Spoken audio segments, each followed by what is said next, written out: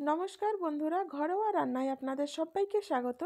আজ আমার রেসিপি নিরামিষ ঢ্যাঁড়স। এই রেসিপি দুপুরবেলা ডাল ভাতের সাথে খেতে ভালো লাগবে, তাছাড়া রুটি পরোটার সাথেও খেতে বেশ ভালোই লাগবে। একেবারে সহজভাবে বানানো, ঘরে থাকা উপকরণ দিয়েই এই রেসিপি রেডি হয়ে যায়।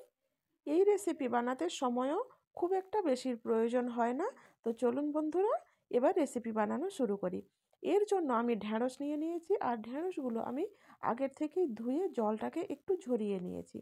যদি একটু বড় সাইজের ঢ্যাঁড়স হয় তাহলে ঢ্যাঁড়সের মাঝখান দিয়ে কেটে দুই টুকরো করে নেবেন, আর মাঝখান দিয়ে এইভাবে একটু চিড়ে নেবেন, তাহলে তেল মশলা ভালোভাবে ঢুকবে, খেতে বেশ স্বাদ হবে। যদি এরকম ছোট সাইজের ঢেঁড়স হয় তাহলে গোটা গোটা রেখে দিতে পারেন। আর এই ঢেঁড়সগুলোরও মাঝখান দিয়ে একটু চিড়ে নেবেন, তাহলে আবারও বলছি তেল মশলা খুব ভালোভাবে ঢুকবে, খেতে স্বাদ হবে।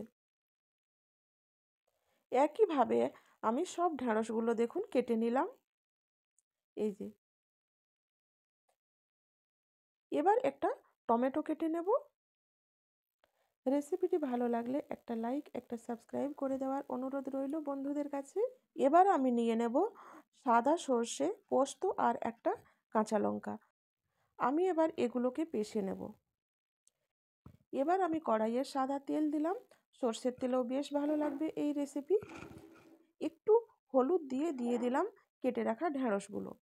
স্বাদ অনুসার আমি লবণ দিচ্ছি। এবার আমি লবণটা ঢেঁড়সের সাথে মিশিয়ে নেব। কিছুক্ষণ থেমে থেমে আমি আবারও ঢেঁড়সগুলোকে নেড়ে নিচ্ছি, যাতে ভালোভাবে ভাজা হয়ে যায়। আর দেখুন ঢেঁড়সগুলো ভাজা হয়েও গেছে। এবার আমি ঢেঁড়সগুলো তুলে নিচ্ছি।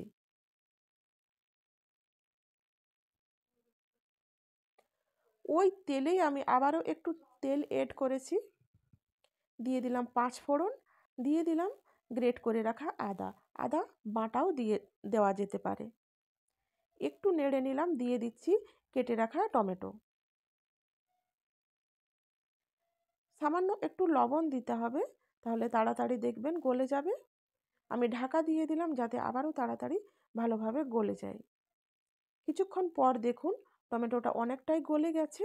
আর আমি সামান্য কিছু মশলা দিচ্ছি, সেগুলো হলো হলুদ, জিরে, লঙ্কার গুঁড়ো আর একটু ধনের গুঁড়ো। একটু জল দিয়ে নেড়ে নিলাম।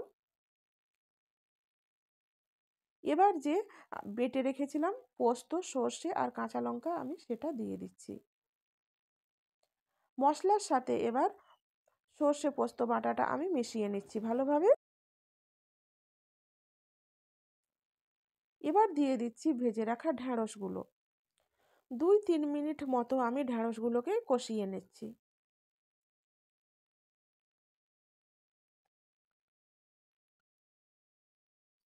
দেখুন বন্ধুরা, খুব সুন্দরভাবে কষানোও হয়ে গেছে। আমি আবারও একটু নেড়ে নিলাম। এবার দিয়ে দেব আমি জল। অনেক বেশি জলের প্রয়োজন হবে না, কারণ ঢেঁড়সগুলো আগের থেকেই ভাজা রয়েছে, আর ভাজা হওয়ার সময় অনেকটা সেদ্ধ হয়েও গেছে। জল দিয়ে দিলাম। এবার একটু নেড়ে রান্নাটা নিজের মতো হতে থাক। কিছুক্ষণ পর দেখুন রান্নাটা ফুটে উঠেছে। এই সময় যদি ধনেপাতা থাকে তো দিতে পারেন। আমার কাছে ছিল না, আর আমি সেই জন্য দিতে পারলাম না। আর দেখুন ঢেঁড়সটা আমি একেবারে শুকনো শুকনো করে নিয়েছি। এই রেসিপি শুকনো শুকনো খেতেই বেশি ভালো লাগে।